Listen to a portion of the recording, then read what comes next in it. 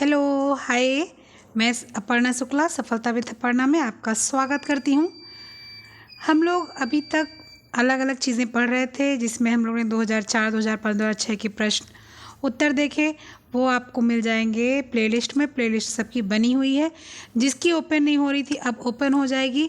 वो प्लेलिस्ट में कुछ सेटिंग में प्रॉब्लम हो गया था, वो मैंने सेटिंग को जो सही कर दिया है। अब आपको मिल जाएगा, आप लोग देख सकते हैं। ठीक है।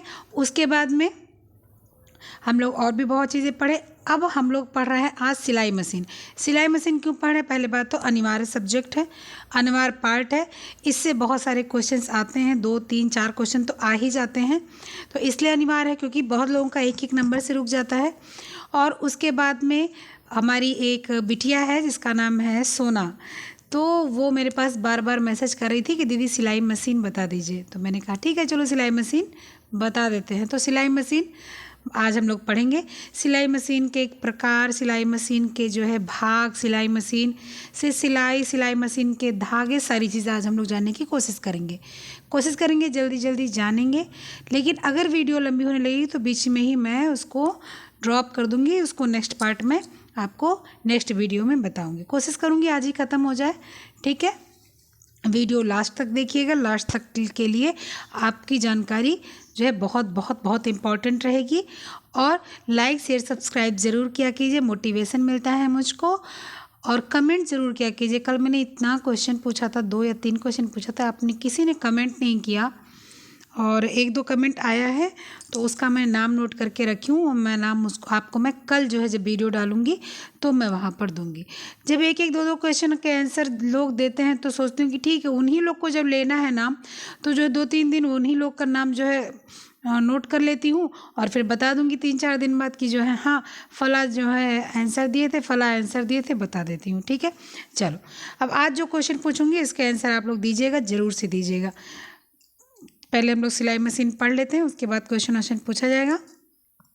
सिलाई मशीन, देखिए ये सिलाई मशीन हाथ वाली है। हाथ वाली मतलब जो हैंडल वाली है, ये जो मैंने सिलाई मशीन लगा रखी है ये सिलाई मशीन है। एक पैर वाली सिलाई मशीन है और एक इलेक्ट्रिक वाली सिलाई मशीन है। इलेक्ट्रिक वाली सिलाई मशीन अभी जल्दी आई है, लेकिन हाथ वाली और पैर वाली सिलाई मशीन बहुत पुरानी है। उसके लिए टाइम अगर आप देखो तो आज का नहीं है, बहुत पुराना है। सिलाई मशीन का इतिहास भी मैं बताऊंगी कि किसने सर्वप्रथम सिलाई मशीन का आविष्कार किया था। ये सारी चीज़ें मैं आपको बताऊंगी। ठीक है, चलिए फिर शुरू करते हैं। सिलाई मशीन का हम लोग कुछ इतिहास सुन लेते हैं यहीं पर। ठीक है, हम लोग सिलाई मशीन का कुछ इतिहास सुन लेते हैं। देखिए, पैर वाली सिलाई मशीन है। यहाँ ऊपर सिलाई मशीन रहती है, नीचे पैर रहता है। सबको पता है, सब दर्जी और जी के यहाँ, टेलर के यहाँ सिलाने जाते हैं तो सब लोग कपड़ा देखते हैं।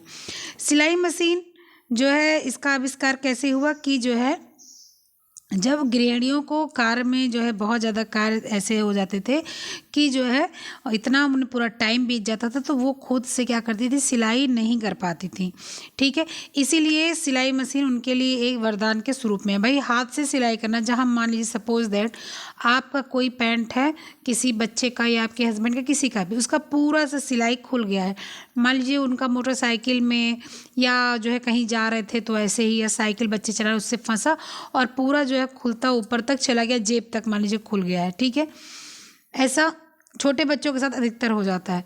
तो आप हाथ से सिलाई करने बैठते हो तो आपको कम से कम 2 घंटे लग जाते हैं, क्योंकि ऐसे तो जो है जैसे मैंने कहा वैसे रफ टफ तो कर नहीं सकते, उसको मुझे धागे से धागा बैठाना पड़ता है, तो इसलिए उसको टाइम लगता है। लेकिन वही अगर आप सिलाई मशीन ले लेते हो तो घड़ी देखकर आप 5 मिनट में मजबूत और साफ सिलाई आप लोग कर सकते हो। तो वो सिलाई मशीन की इसीलिए आविष्कार किया गया, इसको वरदान के रूप में माना गया। और सही भी बात है, वरदान के रूप में है भी। अब आजकल तो ऐसा जो है सिस्टम आ गया कि आप दुकान पे जा रहे हैं और बोल दे रहे हैं कि अंकल जी एक काम कीजिए या भैया एक काम कीजिए, आपको मुझे ये जो सूट है हम आपको दे रहे हैं, ये सूट मुझे कल तक चाहिए। तो वो बोलते हैं ठीक है बच्ची, अगर जो है ये सूट का जो आपका प्राइस है कि जो है हम 300, 350 में सिलेंगे, 400 में सिलेंगे, तो ठीक है हम इसके बदले आपसे 200 रुपये और लेंगे और आपको हम आज शाम को या कल दे देंगे। तो ये भी एक सिलाई मशीन का ही तो है। वो अलग सी बात है कि इलेक्ट्रिक से सिल रहे हैं या पैर से सिल रहे हैं, वो अलग सी बात है। ठीक है, सिलाई मशीन का आविष्कार एक अंग्रेज द्वारा सन 1790 में हुआ था। कब हुआ था? सन 17। मैं इसका कलर बदल देती हूँ, ब्लैक कलर मुझे बिल्कुल पसंद नहीं। आज मैं कुछ कलर ब्लू ले लेती हूँ। 17 और 90 में हुआ था। इसका अनुसरण एक फ्रांसीसी व्यक्ति ने सन 1830 में किया। अब इसी को एक फ्रांसीसी व्यक्ति ने था, उसने 1830 में इसी को दोबारा से लेकर आया, परंतु ये दोनों व्यक्ति सिलाई मशीन के सामान्य घरेलू उपयोग की वस्तु नहीं बना पाए। ये लोग जो उपयोग मतलब किए, ये लोग सामान्य घरेलू चीज़ें नहीं बना पाए। मतलब कि अब सामान्य घरेलू चीज़ें मतलब कि अब ये फ्रॉक नहीं बना पाए होंगे, ये सलवार कुर्ता नहीं बनवा पाए होंगे, ठीक है, ये साड़ियों में जो है फाल वगैरह या तुरपाई या जो है पिको वगैरह नहीं कर पाए होंगे, ये बड़े बड़े स्तर पे किए रहे होंगे, ठीक है। तो जब ये आ जाए सिलाई मशीन का आविष्कार कब हुआ, तो वहाँ पर आ जाएगा 1790, अगर आपके ऑप्शन में होगा, ठीक है। ये कह दिया जाएगा सिलाई मशीन का आविष्कार अनुसरण के रूप में किया गया, तो हो जाएगा 1830। ये आपके क्वेश्चंस बनेंगे, ठीक है। परंतु जो है अगर ये पूछ लिया जाएगा कि जो है इस क्षेत्र में सफलता का प्रथम संकेत और या श्रेय किसको दिया जाता है, तो आप क्या बताओगे? आप बताओगे 1846 बताओगे। 1846 में जो है इलियास होबी द्वारा निर्मित मशीन को प्राप्त हुआ था क्या, कि ये जो है बहुत अच्छी मशीन है, इससे सारे काम हो सकते हैं।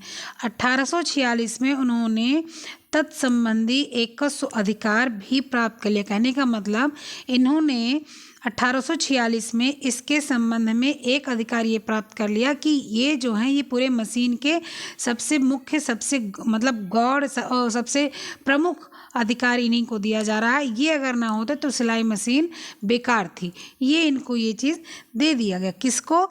होबी इलियासी को, ठीक है। मैं नाम लिख देती हूँ यहाँ पर, होबी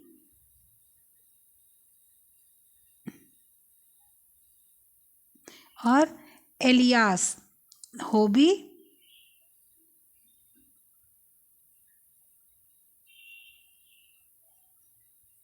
एक मिनट मैं इसको थोड़ा सा साफ कर देती हूँ, फिर नाम लिखती हूँ, ठीक है। होबी इलियास, ठीक है। क्या नाम है? होबी इलियास।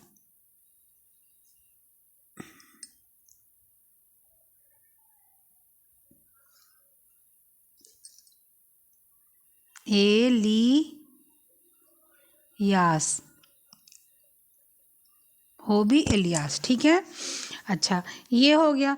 उसके बाद सिलाई मशीन को और अच्छी दिशा में जो है उपयोग करने के लिए बहुत से व्यक्तियों का महत्वपूर्ण योगदान रहा। इनमें A.B. विल्सन तथा आइजॉक मेरिट सिंगर का भी नाम आता है, जिन्होंने बहुत अच्छा काम किया। सिंगर ने बाद में पैरों द्वारा संचालित मशीन का आविष्कार किया। अब देखो, पैरों द्वारा संचालित मशीन का आविष्कार किसने किया था? अब मैं इसका नाम लिख रही हूँ, ध्यान से सुनिएगा। सिंगर, कौन से सिंगर? आइजॉक merit singer. तो पूरा नाम इनका है आइजॉक मेरिट सिंगर। मैं सिर्फ सिंगर लिख रही हूँ। तो इस मशीन का निर्माण किसने किया था? सिंगर ने किया था, ठीक है। पैर वाली मशीन का निर्माण किसने किया था? सिंगर ने किया था, ठीक है। इसके बाद में आविष्कार कर कपड़े सिलना अधिक सरल बना दिया था। वह हाथ से चलाने के बजाय पैर से चलाया जा रहा है। और जो पैर से चलाता होगा, फिलहाल मुझे तो पैर से चलाना नहीं आता, मेरे पास हाथ की ही मशीन है।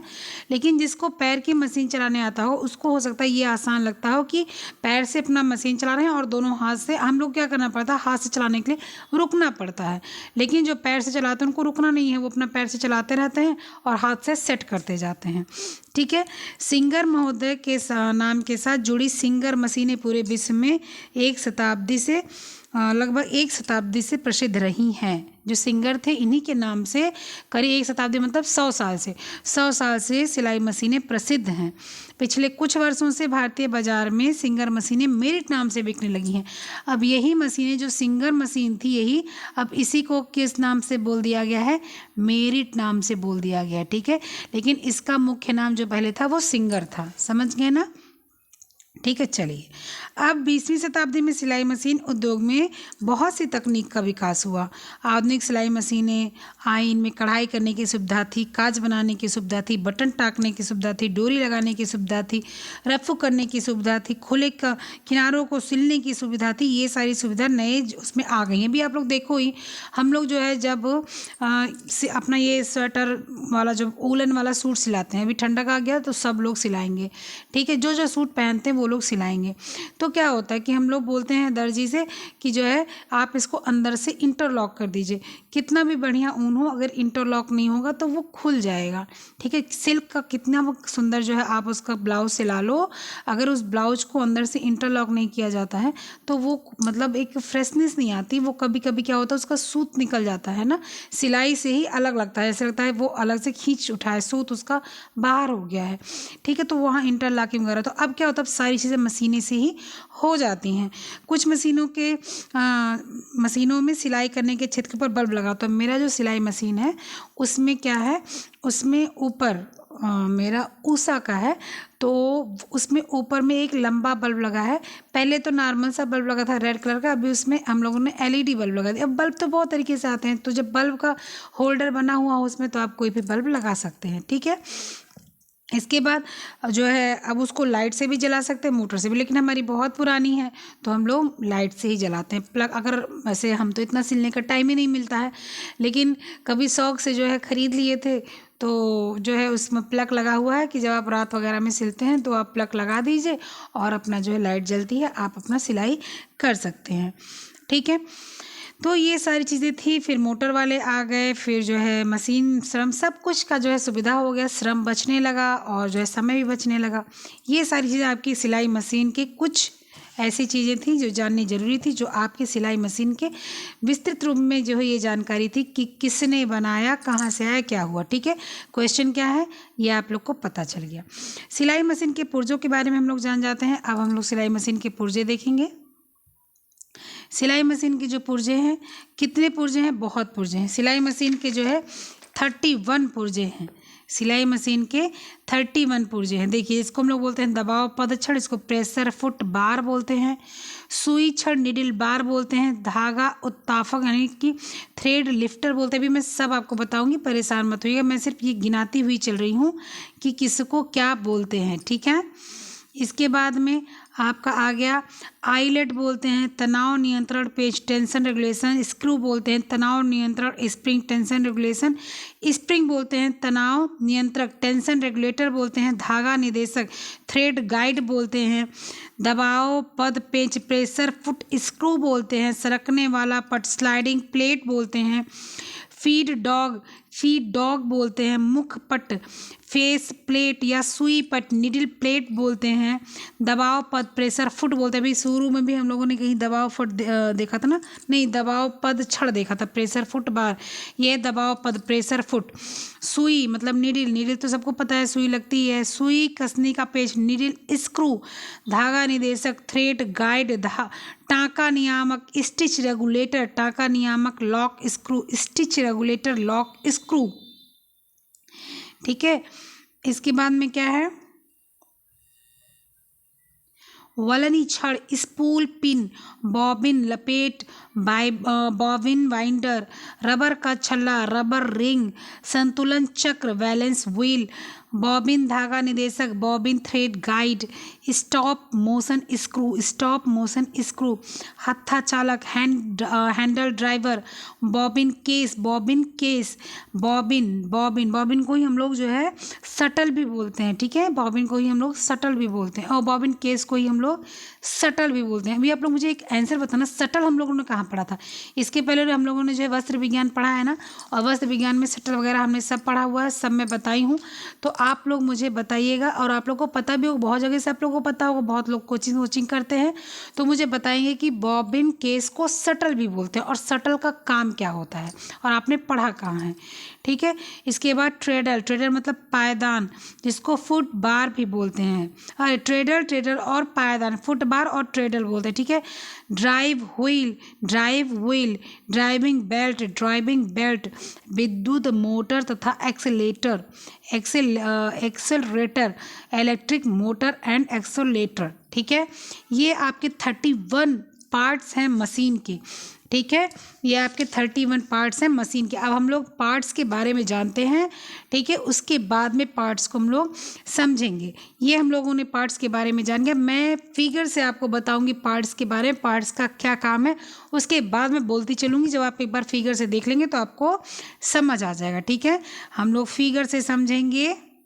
आइए चलिए फिगर से हम लोग समझते हैं।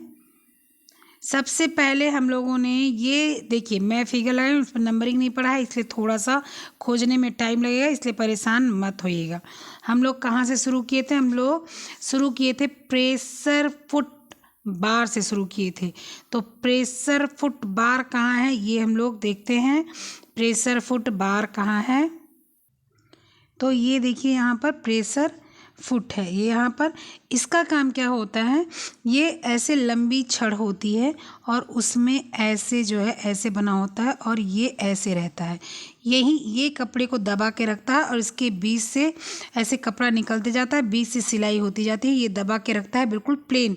इसको हम लोग बोलते हैं प्रेशर फुट, ठीक है। इसको हम लोग क्या बोलते हैं? Pressure foot. या धातु की बनी होती है।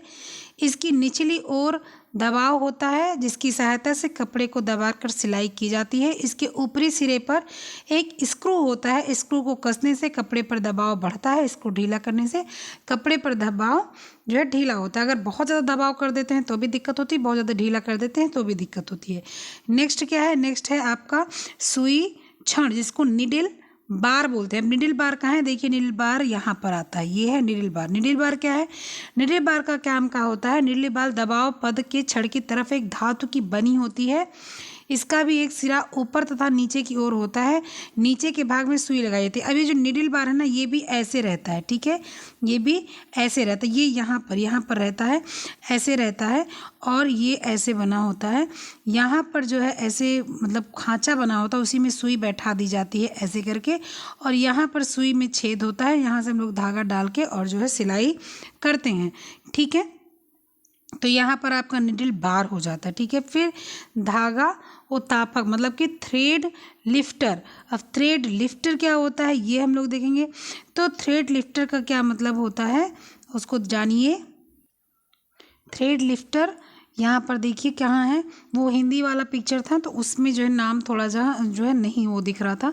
देखिए थ्रेड लिफ्टर, ये थ्रेड टेक अप लीवर, देखिए लिखा हुआ थ्रेड टेक अप लीवर लिखा हुआ है यहाँ पर ना। तो क्या होता है, यहाँ पर जब हम लोग धागा फंसा के रखते हैं तो जब सिलाई मशीन चलती है, यहाँ पर ये देखिए धागा लगा हुआ है, स्पूल पिन।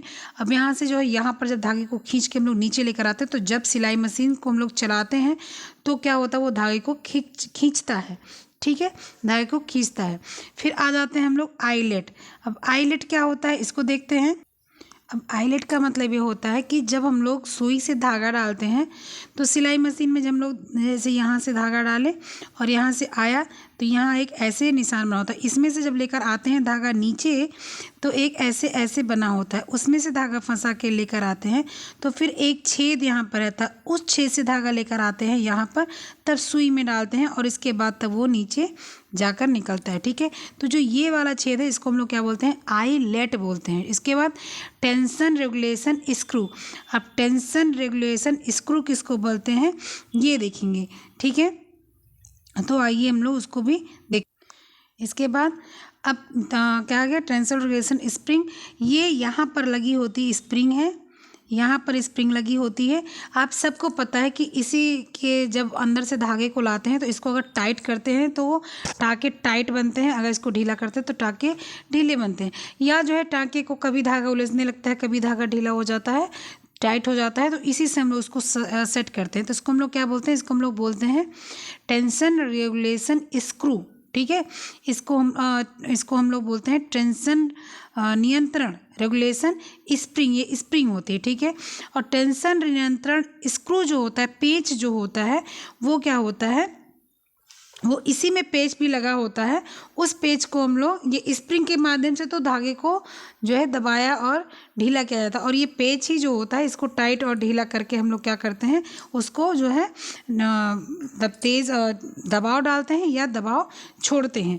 ठीक है, उसके बाद आ जाता है हम लोग का क्या, धागा निर्देशक, थ्रेड गाइड जिसको हम लोग बोलते हैं। ठीक है, थ्रेड गाइड का मतलब होता है कि कई जगह धागा जब यहाँ से आपका निकाला जाता है, जैसे आपके धागा को यहाँ से उठाया गया और जब धागा लेकर आ जाता है तो बहुत जगह धागे को जो है यहाँ पर ऐसे गोल बना है, फिर और नीचे जा रहा है, फिर उसके बाद यहाँ पर स्प्रिंग बना है, उसकी स्प्रिंग से बजा है, फिर यहाँ पर एक नेट बना है। ये स्प्रिंग को हम लोग क्या बोलते हैं, इसी स्प्रिंग को हम लोग बोलते हैं तनाव नियंत्रण स्प्रिंग, टेंशन रेगुलेशन स्प्रिंग बोलते हैं। फिर इसी में एक नट बोल्ट लगा होता है जो स्क्रू होता है, उसको हम लोग बोलते हैं तनाव नियंत्रण पेच बोलते हैं। ठीक है, इसके बाद यहाँ पर धागा फंसाएगा, फिर धागा यहाँ पर आए, फिर यहाँ एक छेद है, इसको हम लोग आइलेट बताया भी, को उस आइलेट में गया, फिर वहाँ से नीचे आया, फिर यहाँ सुई के उसमें, फिर सुई यहाँ में धागा घुसा, इतने सारी चीज़ें। तो यहाँ पर क्या बोलते हैं, धागा निर्देशक, इसी को धागे को थ्रेड गाइड बोलते हैं। कि जो है यहाँ पर जो एक मुख्यतः जो है यहाँ पर एक छेद होता है ना आइलेट के पास में ही, वो आता रहता है नीचे की तरफ से, तो वहाँ से जब हम लोग ऐसे घुमाते हैं ना सुई की तरफ के लिए, तो उसको थ्रेड गाइड बोलते हैं। ऐसे रहता ना, ये यहाँ पर आईलेट आया, गोल गोल रहता है, और इसके बाद उसको फंसा कर इधर ऐसे घुमाते हैं ना, उसको हम लोग क्या बोलते हैं, उसको हम लोग बोलते हैं आपके जो है थ्रेड गाइड। ठीक है, समझ रहे हैं ना आप लोग? अगर जहाँ नहीं समझ में आएगा वहाँ बताइएगा मुझको, हम आपको दोबारा से बताने की कोशिश करेंगे। ठीक है, तो थ्रेड गाइड आप लोग समझ गए ना कि कहाँ पर है थ्रेड गाइड, ये यहाँ पर है। ठीक है, अब देखो ये जो आपके जो है सुई वाले जो है वो है ना कि मतलब कहाँ से धागा लाए हैं, कहाँ से ये वाला भी धागा जो है यहाँ से आ रहा है, ये तो ये भी थ्रेड गाइड ही आ गया ना, क्योंकि यहाँ से किनारे तो नहीं जा सकता। फिर यहाँ से ले आए, फिर यहाँ पर इसमें लेकर आए, फिर ये स्क्रू बार है उसको टाइट किए, स्प्रिंग बार है उसके बाद में लेकर आए, फिर उसके बाद में एक गोल सा बना उसके छेद में डाल रहे हैं, फिर उसके बाद में लेकर आ रहे हैं, फिर उसके बाद सुई में डाल रहे हैं। तो ये सारे जो रास्ते आ रहे हैं, ये जो रास्ते आ रहे हैं, ये जो रास्ते आ रहे हैं, ये आपके थ्रेड गाइड ही होते हैं। ठीक है, चलिए नेक्स्ट क्या है, नेक्स्ट आपका आएगा दबाव पद पेच, प्रेशर फुट स्क्रू। अब प्रेशर फुट स्क्रू का क्या मतलब होता है, अब हम लोग क्या पढ़े थे, प्रेशर फुट बार पढ़े थे, अब हम लोग प्रेशर फुट स्क्रू पढ़ेंगे। तो प्रेशर फुट स्क्रू क्या होता है कि जब जो हम लोग प्रेशर फुट जो है जो बार होता है उसको टाइट करने के लिए एक स्क्रू लगा होता है। ठीक है, जो आपका ये बार होता है ना, इसको टाइट करने के लिए एक स्क्रू लगा होता है। इस स्क्रू को ही हम लोग बोलते हैं प्रेशर फुट स्क्रू। इसको ढीला कर देते हैं जब, और इसको निकाल देते हैं तो मशीन से कढ़ाई की जाती है। ठीक है, और जब तक ये रहता है तो मशीन से सिलाई की जाती है। उसके बाद आ जाएगा कि सरकने वाला पट, स्लाइडिंग प्लेट। अब स्लाइडिंग प्लेट का क्या मतलब होता है, ये देखिए यहाँ पर दिया हुआ है, ये जब ऐसे बना होता है और इसी के जो है यहाँ से रास्ता सुई का बना होता है, ऐसे ऐसे ऐसे इसमें जिग जैग वो बनी रहती है, उसी से सुई जब आप कपड़े को चलाते हैं मशीन को तो यहीं से कपड़ा सरकता है, ऐसे जाता है कपड़ा। ठीक है, तो ये जो प्लेट है ना, ये प्लेट स्लाइड मतलब कि इसको बाहर किया जा सकता है। आप इसको जब बाहर खींचते हैं उसके बाद इसी के अंदर बॉबिन ले जाकर लगाते हैं जिसमें आपके धागे भरे होते हैं। ठीक है, तो इसी को हम लोग स्लाइडिंग प्लेट बोलते हैं। इसके बाद में क्या आ जाएगा हम लोग का, इसके बाद में आ जाएगा फीड डॉग। अब फीड डॉग क्या होता है, मैंने अभी को बताया कि ऐसे और ऐसे जो जिसमें से कपड़े इसी रास्ते से कपड़ा जाता है। ठीक है, ये स्लाइडिंग प्लेट होता है और यहाँ पर एक प्लेट और लगा होता है। ठीक है, और ये बीच से कपड़े का जो है कपड़ा हम लोग बीच से डालते हैं, तो जो ऐसे ऐसे ऐसे ऐसे ऐसे ऐसे ऐसे उसके बीच में रहता है। आप कभी जिसके यहाँ सिलाई मशीन होगा वो देखेगा, और नहीं होगा तो अगल बगल कोई सिलता होगा तो एक बार वहाँ पर ज़रूर जाइएगा देखने। तो इसी को हम लोग फीड डॉग बोलते हैं। ठीक है, इसी को हम लोग क्या बोलते हैं, फीड डॉग बोलते हैं। नेक्स्ट फिर हम लोग का क्या आ जाता है, मुख पट या सुई पट, इसको फेस प्लेट और निडल प्लेट बोलते हैं। क्या बोलते हैं इसको, फेस प्लेट या निडल प्लेट बोलते हैं। तो जो ये वाला प्लेट है ना, ये वाला प्लेट, इसको हम लोग क्या बोलते हैं, इसी को हम लोग निडल प्लेट बोलते हैं। अभी को मैंने बताया ना, ये आपका क्या होगा, ये आप क्या हो गया स्लाइड प्लेट, ये आपका फीड डॉग, और ये आपका निडल प्लेट हो गया। निडल प्लेट क्या होता है कि जो इसको हम लोग जानते हैं दबाव पट, मतलब कि प्रेशर फुट और सुई के नीचे जो है मुख पट या सुई पट होता है, मतलब कि निडल प्लेट होता है, चाहे उसको फ्रेश प्लेट बोलते हैं चाहे उसको निडल प्लेट बोलते हैं। इसमें सुई ठीक नीचे छिद्र में होता है। इस छिद्र से होकर सुई नीचे जाती है तथा बॉबिन के धागे से ऊपर आती है। ऊपर और नीचे धागे को पारस्परिक बंधन इस छिद्र से होकर गुजरता है। इसको फीड डाग इसी पट में स्थित होता है। ठीक है, कहने मतलब जो ये चीज़ है ना, ये चीज़ें फीड डाग है, ये जो है आपका इसी पट में, मतलब कि इसी उसके दबाव के साथ ये फीड डॉग जो है वो जुड़ा होता है। इसके बाद आ जाता है आपका प्रेशर फुट आ जाता है। ठीक है, प्रेशर फुट क्या होता है, अभी हम लोगों ने क्या पढ़ा था, अभी हम लोगों ने पढ़ा था प्रेशर फुट बार पढ़ा था। प्रेशर फुट क्या होता है, दबाव पद छड़ के एक पेंच दूसरी की सहायता से दबाव पद जुड़ा रहता है या फीड डाग के ऊपर स्थित होता है। इसका आकार दो छोटे जूते की तरह से बना होता है। ठीक है, हम लोग जो प्रेशर फुट बार पढ़ रहे थे वो क्या बताए थे कि इसकी निचली ओर दबाव पद होता है जिसकी सहायता से कपड़े दबाकर सिलाई किए जाते हैं। ठीक है, तो इस ऐसे होता है। एक मिनट में इसको थोड़ा सा मिटाऊंगी। ठीक है, जैसे कि आपका जो ये ऐसे बना होता है, ये आपका क्या होता है, छड़ होता है। ठीक है, ये आपका छड़ होता है। मैं बार बार बता रही हूँ ना कि ये चीज़ें जो होती हैं उससे ये छड़ आपका लगा होता है। तो ये प्रेशर फुट आपका बार हो गया। ठीक है, ये क्या हो गया, दंड हो गया, बार जिसको बोलते हैं। ठीक है, और ये जो यहाँ पर आपको अभी हमने पहले कुछ देर पहले बताया था, क्या बताया था कि प्रेशर फुट स्क्रू, ये स्क्रू इससे लगा होता है, मतलब कि इसको ये दबाया होता है। फुट मतलब होता है पैर, तो पैर के फुट का ये चीज़ आ गया आपका क्या, ये चीज़ आप क्या आ गया, वो छड़, हाँ ये चीज़ छड़ आ गया, मतलब कि आपका बार आ गया। और ये क्या आ गया, ये आपका आ गया स्क्रू। ठीक है, जो हम लोग पढ़े थे अभी कुछ देर पहले, दबाव पेज प्रेशर फुट स्क्रू, और ये क्या आ गया, दबाव पद आ गया। ठीक है, ये आ गया दबाव पद, मतलब कि ये प्रेशर फुट आ गया। इससे हम लोग कपड़ों को दबाते हैं। ठीक है, उसके बाद क्या आ जाता है, क्या इसका सबको पता चल गया कि ये जूते की तरह होता है। आप सबको पता है ना कि ये ऐसे उठा होता है ना, इसी के नीचे कपड़े दब के, अगर ये ढीला रहे, जैसे कि जब अभी बताएंगे जो लिफ्टर होता है, अगर वो लिफ्टर दबाया ना जाए तो इसके नीचे कपड़े दबते नहीं हैं, तो कपड़े सिलाई नहीं हो पाते हैं, इसलिए इससे कपड़े दबाना अनिवार्य है। फिर सुई आ जाती है। सुई सबको पता है कि जो है ये जो निडल बार आपकी है यहीं पर सुई लगती है। ठीक है, सुई का काम क्या होता है, सुई का काम कपड़े को सिलना होता है। ठीक है, इसी से सुई से हम लोग जो है कढ़ाई भी करते हैं, सुई से फंदे भी बनाते हैं, बहुत से काम सुई से करते हैं। ठीक है, उसके बाद आता है सुई कसने का पेंच। अब सुई कसने का पेंच जहाँ पर ऐसे सुई ऐसे ही वो रहता है और यहाँ पर एक खांचा बना होता है और यहाँ पर सुई लगती है, तो इस खांचे में जो सुई कसी जाती है ना, वहाँ पर गोल गोल ऐसे रहता है, उसको हम लोग बाहर लेकर जाएंगे और यहाँ हैंडल के टाइप में बना रहता है। एक मिनट में इसको मिटाऊँ तब बताऊँ आपको अच्छे से। जैसे कि ये सुई आपका, ये आपका क्या आ गया, सुई आ गया, हैंड वो आ गया, बार आ गया, इसमें ही खांचा कटा रहता है, उसमें खांचे में आपने सुई लगा दी। ठीक है, और इसके बाद यहीं पर एक स्क्रू लगा होता है, ऐसे गोल सा आता है, पूरा गोल ही रहता है, चूड़ी की तरह से होता है, और यहाँ पर स्क्रू लगा होता है, इसी स्क्रू से कसते हैं, उसी को हम लोग क्या बोलते हैं, सुई कसने का पेच बोलते हैं। धागा निदेशक क्या होता है, सुई के पास लगा धागा निदेशक धागे को सुई की ओर लाता है और उसके पास सीधा रखता है। यहाँ पर हम लोग लाते हैं और सुई डालते हैं तो धागा निदेशक हो गया। टाँका नियामक क्या हो गया, सिलाई मशीन में टाँका नियामक महत्वपूर्ण भूमिका निभाता है। इसके द्वारा टाँकों को छोटा या बड़ा किया जाता है। इसमें करीब 1 से 5 या 7 अंक तक अंकित होता है, जिससे टाँके छोटे बड़े मोटे पतले ये सब किए जाते हैं। ठीक है, ये टाँका नियामक होता है, ये टाँका नियामक होता है, ये जो है आपके यहाँ पर लगा रहता है। ठीक है, ये आपका क्या है, यहाँ पर लगा होता है, सबको पता होगा यहाँ पर लगा होता है, ऐसे नंबर बना होता है। ठीक है, 1 यहाँ पर उसका आपका वो बनेगा जो टाइट करने वाला स्क्रू रहेगा, 1 से 5 तक यहाँ पर रहेगा और 5 से 1 तक यहाँ रहेगा। यहाँ 1 से 5 सीधा रहता है, यहाँ 1 से 5 उल्टा रहता है। ठीक है, इसके बाद वलनी, स्पूल पिन आता है। स्पूल पिन क्या होता है? वल्नी इसको बोलते हैं, वल्नी छड़ बोलते हैं इसको हम लोग। ये क्या होता है? बाबिन धागा निदेशक की बगल में वल्नी छड़ होता है, इससे धागे की रील लगाई जाती है। ठीक है, इस रील से धागा निकलकर धागा बाबिन निदेशक में जाता है। ठीक है, तो इसको हम लोग क्या बोलते हैं? Spool pin. देखो स्पूल पिन यहाँ पर भी है।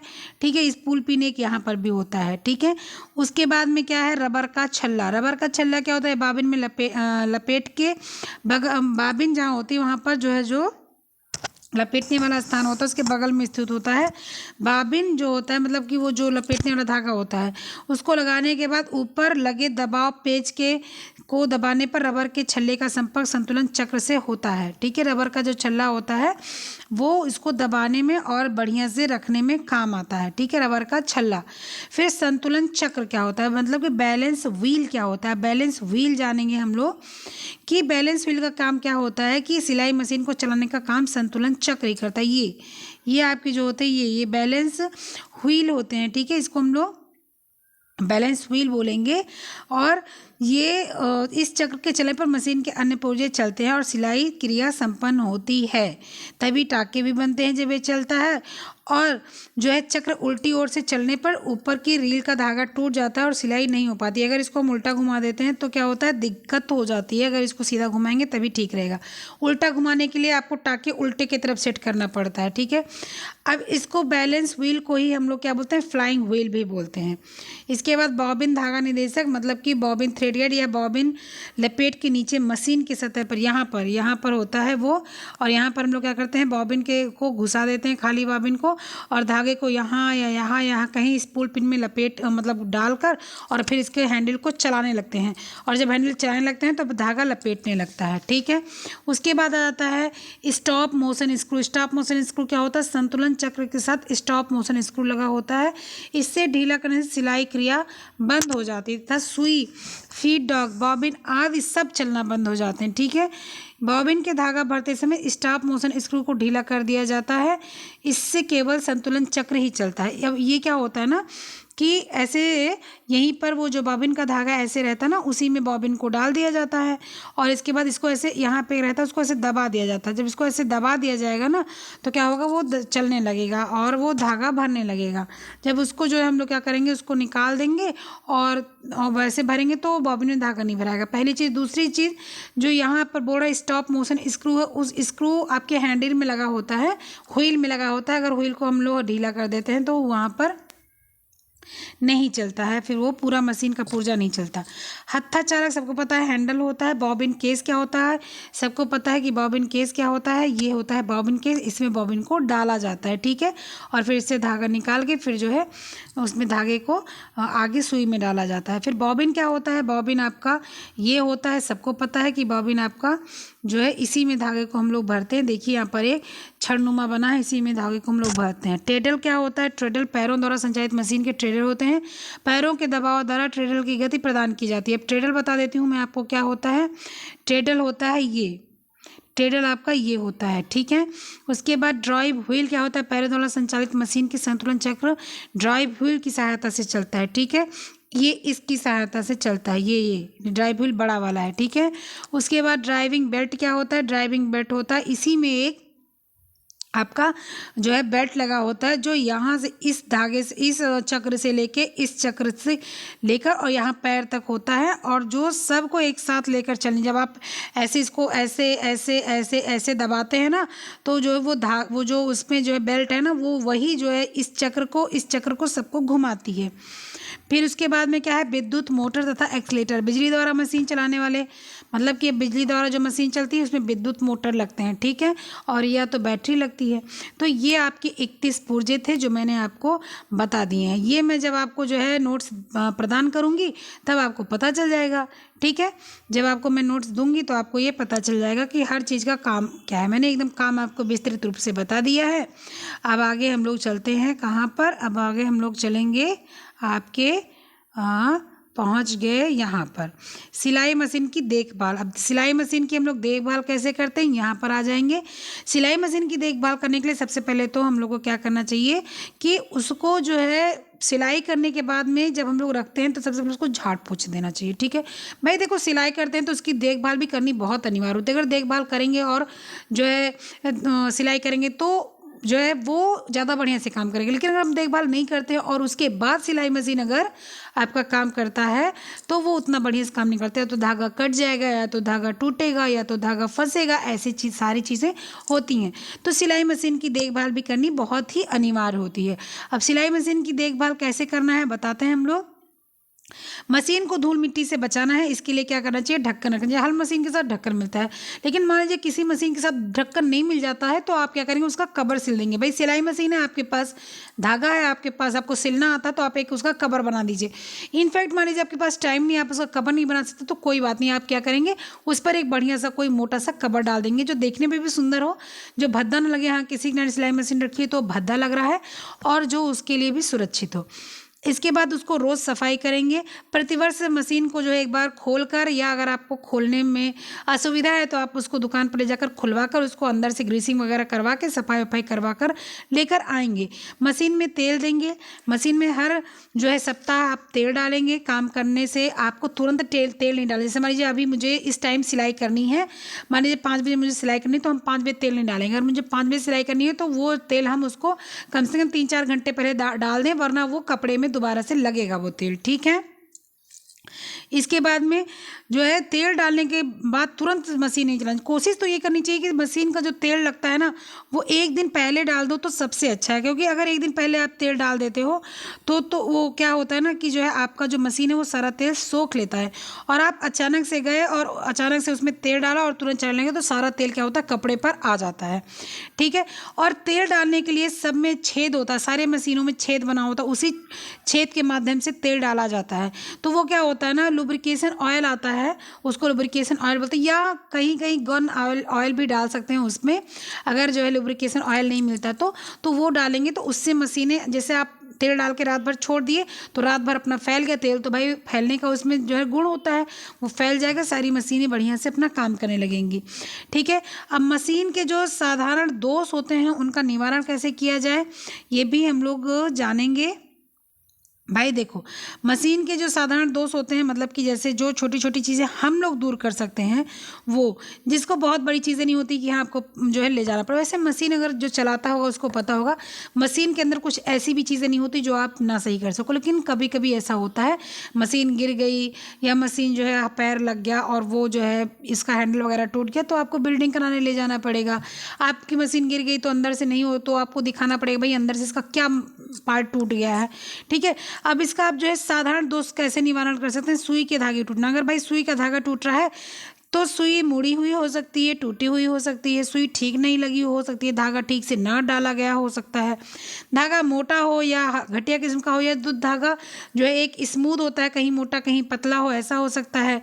ठीक है, धागे में तनाव अच्छा ना हो, धागा बहुत टाइट हो गया हो, धागा कहीं अटक गया हो, धागा या सटल ये सब चीज़ें गंदी हो गई हो। ठीक है, अब बाबिन का धागा टूटने का, भैया बाबिन के धागे में टूटने का कुछ कारण तो मुख्य होता है, जैसे कि आपका धागा एक समरूप ना हो, कहीं मोटा कहीं पतला हो।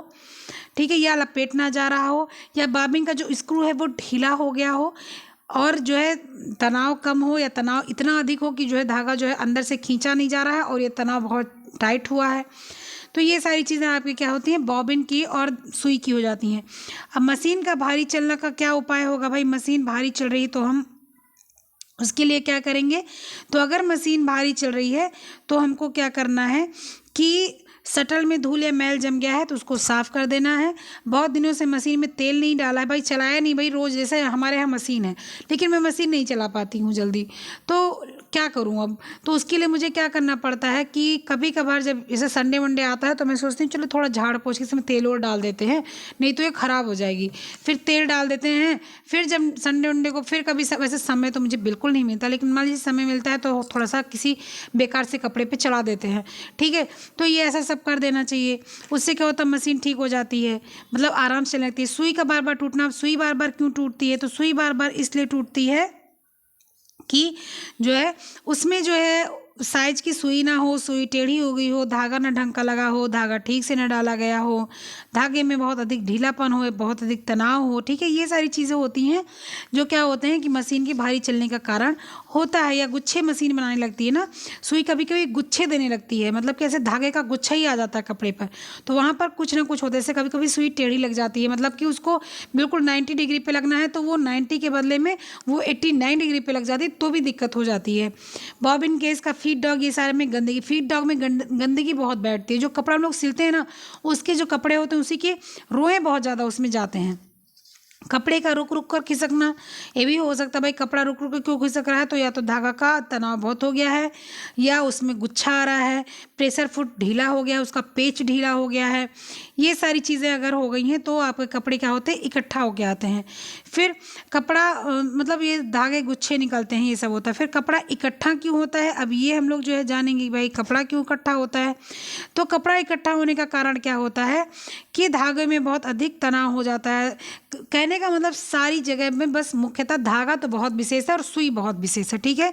फिर धागा पिरोया ना गया हो, प्रेशर फिट का दबाव अच्छा ना पड़ा हो, धागा अधिक मोटा हो, ये सारी चीज़ें होती हैं, ठीक है। इसके बाद बखिया का खराब होना है, बार बार टूटन, तो बखिए ने ठीक से काम नहीं किया है, इसका मतलब ये है कि ऊपर नीचे का धागा ठीक से नहीं पड़ा है, धागा अधिक मोटा या बहुत पतला हो गया है, सुई के अनुसार नहीं है। जितना मोटा सुई का जो है नंबर है, जितना पतला है उस हिसाब से नहीं है। ऊपर और नीचे के धागों में तनाव ठीक से नहीं है, बहुत कसा या ढीला है, सटल टूटा हुआ है, सुई टेढ़ी हुई है, या प्रेशर फुट ठीक से काम नहीं कर रहा है। धागे डालने के लिए, मोटाई के लिए, हर चीज़ के लिए प्रेशर फुट आपका उपयुक्त नहीं है, तो आपका क्या हो सकता है, तो भी आपका बखिया बढ़िया से नहीं आता।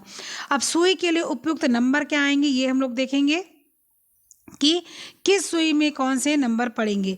तो सुई के उपयुक्त नंबर क्या होते हैं, ऊनी वस्त्र सिलने के लिए 9 नंबर की सुई लगती है, महीन तथा रेशमी वस्त्र सिलने के लिए 12 नंबर की सुई लगती है, साधारण सूती वस्त्र सिलने के लिए 16 नंबर की सुई लगती है, मोटे वस्त्र सिलने के लिए 18 नंबर की सुई लगती है, ठीक है। अब हम लोग क्या देखते हैं, अब हम लोग देखेंगे यदि कपड़े के प्रकार उपयुक्त सुई का प्रयोग किया था तो बखिया उत्तम आती। कुछ सामान्य सुझाव जो यहाँ पर दिए गए हैं देखते हैं। मशीन को साफ रखिए, तेल देते रहिए, सुई और धागा कपड़े का उपयुक्त होना चाहिए, सुई को ठीक से लगाइए और धागे के ऊपर नीचे से पिरोइए ढंग से। पहले ऊपर से आप जो है इसको डालें और इसके बाद जो है आपका जो बॉबिन है उसमें धागा ढंग से भर के और उसको सेट करें, ठीक है। फिर उसके बाद में जब सुई धागा पिरो दिया जाए तो मशीन को खाली मत छोड़िए। इसके बाद सिलते समय कपड़े को मत खींचिए, कपड़ा अपने आप आगे आगे, बस हल्का सा आपको हाथ से दबाकर जो है कपड़े को आगे निकालते जाना है। बस पहिए को उल्टी ओर नहीं चलाइए, अगर उल्टी ओर चलाना है तो पहले जो बखिया का जो आपका जो है रेगुलेटर है इसको सेट करने वाला है, पहले उसको उल्टी तरफ सेट कर लीजिए तभी चलाइए, ठीक है। तो ये आपकी जो है कुछ जो है नियम आ गए सिलाई मशीन के, ठीक है। इसके बाद सिलाई मशीन में धागे लगाने का तरीका क्या होता है। अब सिलाई मशीन में धागे लगाने का तरीका सबको पता है करीब करीब। सिलाई मशीन में धागा किस बुद्धि से लगाया जाता है, आपको क्या करना है, सबसे पहले धागे को आपको स्पूल में फंसाना है। स्पूल में आप जब डालेंगे स्पूल बार में तो वहाँ आप रील डालेंगे और रील से आप निकाल कर लेकर आते हैं। और इसके बाद में आपको मैंने जितने वो बताए थे कि मान लीजिए ये स्पूल है, यहाँ से आपने रील को अपना डाला, उसके बाद यहाँ से धागा खींचे, यहाँ पर ये आया, इसमें से आपने यहाँ पर आया है, आपको यहाँ पर स्प्रिंग मिली, स्प्रिंग में एक स्क्रू मिला, ये स्प्रिंग को भी हम लोग देखते हैं। उसके बाद इसको देखते हैं, इसके बाद इससे कसते और ढीला करते हैं। यहाँ पर धागा ऐसे फंसाया, उसके बाद यहाँ आए, उसके बाद यहाँ पर आकर सुई मिली, सुई में डालकर ऐसे धागा डाले, उसके बाद धागा नीचे चला गया। उसके बाद जब धागा नीचे चला गया तो बॉबिन में भी धागा हमने डाल दिया था। उसके बाद एक बार हम हैंडल घुमाएंगे और हैंडल घुमाएंगे तो नीचे से धागा ऊपर जो है नीचे वाली सुई, नीचे वाला धागा मिलकर खींच लेगा, ठीक है। तो क्या हो जाएगा कि जो है धागा सुई में पड़ जाएगा, ठीक है। चलिए नेक्स्ट क्या है, बाबिन धागा निर्देशक क्या है। अब बाबिन का भी बताते हैं हम कैसे आपको करना है। देखो ये सब चीज़ें व्यवहारिक हैं, इसलिए बहुत ज़्यादा मैं इसको यहाँ पर पढ़ने नहीं जाऊँगी कि हाँ ऐसा करना वैसा करना है। अब आपको क्या करना है, आपको स्लाइड प्लेट हटाना है। उसके बाद आपको क्या करना है, जो बॉबिन आपका केस है, ठीक है, जो सटल है, बॉबिन केस को ही हम लोग सटल भी बोलते हैं सिलाई मशीन का, उसमें जो है आपको बॉबिन को भरा हुआ, बॉबिन में धागा भरा हुआ हो, उस बॉबिन के भरे धागे को डालना हो। इसके बाद बॉबिन से धागा खींचते हुए जो है आपको बॉबिन केस में सांचा बना होता है, खांचा बना होता है, इसको हम लोग बोलते हैं, वहाँ से ऐसे निकालेंगे धागे को खींच के, जैसे कि ये आपका बॉबिन हो गया, ठीक है। ये ऐसे बॉबिन होता है, यहाँ आपने धागे को डाल दिया, ठीक है। अब बॉबिन से धागा एक निकालेंगे और उसको घुमाते हुए यहाँ से लाकर इसको बाहर कर देंगे। बाहर करके इसको एक ऐसे ही जो है उस वहाँ पर भी जो है स्पूल बार बना होता है, उसमें हम इसको जाकर बॉबिन केस को ऐसे घुसा देंगे। और जब केस को ऐसे घुसाएंगे तो उसके बाद में जो है उसको जो आपकी प्लेट है इसको आप सटा देंगे, ये जो है बिल्कुल ढक उठेगा। उसके बाद सिलाई मशीन को एक चक्कर चलाएंगे तो धागा ये बाहर आ जाएगा, ठीक है। तो ये आपके सुई मशीन के सुई लगा और धागा लगाने की विधि थी। हमारे ख्याल से आपको समझ में आ गया होगा। अब मशीन द्वारा टाके बनाए जाते हैं, बहुत तरीके के टाके बनाए जाते हैं, आप सब लोगों को पता है। मशीन से कढ़ाई भी होती है, ठीक है। देखिए वीडियो लंबी हो जा रही है, इसलिए परेशान नहीं होइएगा, क्योंकि वीडियो लंबी हो जाएगी। सिलाई मशीन की वीडियो है। सिलाई मशीन द्वारा बनने वाले टाके क्या होते हैं, कैसे सादा टाका बनता है, पीको तो सबको पता है। सादा टाका क्या बनता है, आपके उसी सुई से बन सकते हैं, उसमें कोई दिक्कत नहीं होती है, ठीक है। और इसमें धागे में जो है ढिलाव और जो है टाइट करके जो है इसमें वो बनाया जा सकता है सादा टाका। इसमें जो कुछ ज़्यादा समस्या नहीं करनी होती है। पीको के लिए क्या करना होता है, पीको के लिए भी अलग तरीके से सुई वगैरह लगती है, इसमें टेढ़े मेढ़े टाके निकलते हैं, ये भी जो है सिलाई मशीन से होता है। फिर रनिंग स्टिच आता है, रनिंग स्टिच भी सिलाई मशीन से किया जाता है, ठीक है। रनिंग स्टिच भी सिलाई मशीन से किया जाता है, ये डिजाइनर धागे में आते हैं। बैक स्टिच भी किया जाता है, ठीक है। उसके बाद डायगोनल जो है बैंड भी बना, उसको रेड बैंड बोलते हैं, वो भी होता है। जिगजैग टाका भी बनता है मशीन से ही, ठीक है। सिलाई मशीन के द्वारा कढ़ाई भी होती है, कढ़ाई के लिए प्लेट लगाने की विधि जो होती है वो थोड़ा अलग होती है, ठीक है। सिलाई मशीन से कढ़ाई भी होती है। कैसे कढ़ाई बनाया जाता है सिलाई मशीन से, कि सबसे पहले क्या करते हैं हम लोग सिलाई मशीन से, जो कपड़े पर कढ़ाई करनी होती है उस पर डिजाइन बनाया जाता है। डिजाइन बनाने के लिए एक मतलब अपना ट्रेसिंग वेसिंग पेपर जो आप हाथ से ट्रेसिंग पेपर से कैसे बनाते हैं वो आपकी जिम्मेदारी है, ठीक है। उसके बाद में क्या करते हैं कि जब छिद्र बन जाता है, मतलब ड्रेसिंग पेपर से, अब ट्रेसिंग पेपर से छिद्र बना दिए आपने, तो क्या करना है कि इस बात का ध्यान रखना चाहिए कि पेपर हिले और खिसके नहीं, ठीक है। जब छिद्र बन जाते हैं उस समय ट्रेसिंग पेपर कपड़े के ऊपर रखकर दबाव रखना चाहिए, ठीक है। उसके बाद में अपना आपको डिजाइन बन गया, चाहे जिस कलर से डिजाइन बना लेते हैं। फिर सिलाई मशीन के ऊपर जो है उस पर टाके कढ़ाई वाले लगाए जाते हैं, वो तो अपने आप को अपने तरीके से जिस तरह से कढ़ाई करनी होगी उस तरह के टाके आपको लगाए जाएंगे। सिलाई मशीन के रखरखाव संबंधी ध्यान देने योग्य बातें मैंने बता दी आप लोगों को, कि बरसात के दिनों में सिलाई मशीन में तेल वगैरह डालकर रखना चाहिए, खुले में नहीं रखना चाहिए वरना जंग लग जाती है, ठीक है। इसके बाद में सिलाई मशीन को जो है धूल मिट्टी से बचाना चाहिए, छोटे बच्चों को छेड़छाड़ नहीं करने देना चाहिए, उससे बच्चों को भी चोट लग सकती है। क्योंकि मान लीजिए सुई डली हुई है सिलाई मशीन में और बच्चे चला दिए और सुई के नीचे उनका उंगली आ गया तो समस्या हो जाएगी, ठीक है। उसके बाद में सब हत्था चालक खोल कर और सब मशीन वशीन का ढक्कन बंद कर देना चाहिए। हत्था चालक खुलता है उसके बाद ही मशीन का ढक्कन बंद होता है। मशीन का ढक्कन बंद करने के समय शीघ्रता न लगाएं, सबको अच्छी तरीके से रख दें, उसके बाद ही ढक्कन को बंद करें।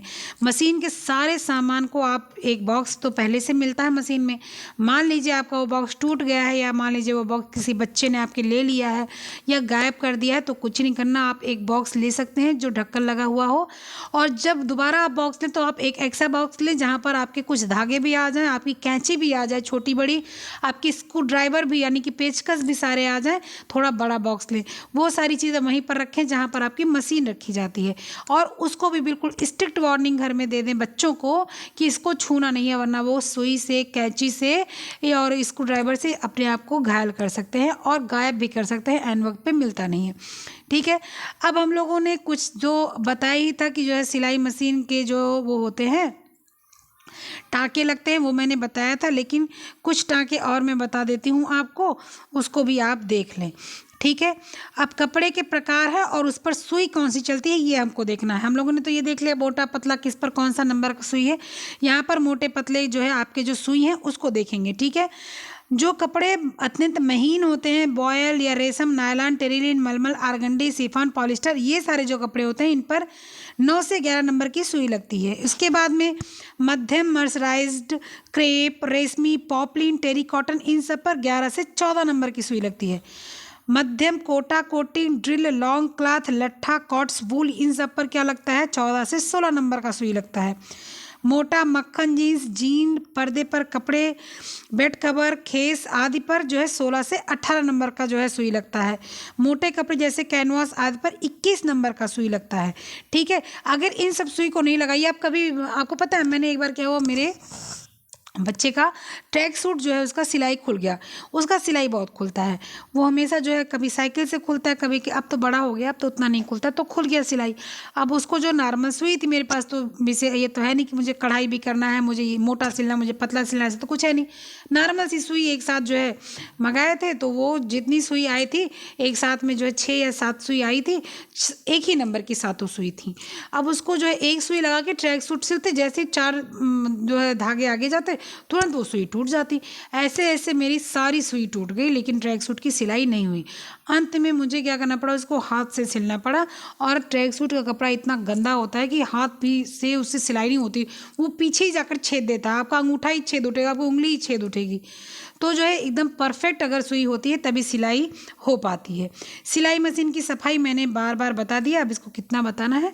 ठीक है, उसको सफाई कैसे करना, तेल लगाना है, हाँ, गंदगी को साफ करना है, धूल मिट्टी नहीं बैठने देना है, उसको ढक के रखना है, उसको ढक्कन लगा के रखना है, ये सारी चीज़ें हैं। आई होप सिलाई मशीन के बारे में आप लोग को सारी समस्या हल हो गई होगी, पार्ट्स के बारे में भी सारी समस्याएं हल हो गई होंगी। मैंने सारी चीज़ें उदाहरण देकर बता दी हैं। फिर भी अगर आपको कोई भी समस्या आती है, कोई भी परेशानी होती है, तो आप हैरान परेशान मत होइएगा, मैं ये PDF आपको दूंगी। और उसके बाद भी कुछ आता है तो मैं, अगर आप लोग 10-12 लोग अगर ये बता दोगे कि मुझे ये समझ में नहीं आता या ये टॉपिक पढ़ा दीजिए, ये टॉपिक बता दीजिए, तो मैं उसको पढ़ाती ज़रूर हूँ। एक क्वेश्चन मैंने पूछा था, उसका आंसर आप लोग देंगे कि शटल बार का क्या काम होता है। शटल बार इसके पहले हम लोगों ने कहाँ पढ़ा था, ये आप लोग हमको बताएंगे। ठीक है, ये हमारा क्वेश्चन था। ठीक है, फिर मिलते हैं नेक्स्ट वीडियो वॉइस नोट और क्वेश्चन को ध्रुव। तब तक के लिए बाय बाय, खूब पढ़िए, मस्त रहिए, खुश रहिए। वीडियो लास्ट तक देखिएगा, शेयर जरूर कीजिएगा। ओके, चलिए बाय।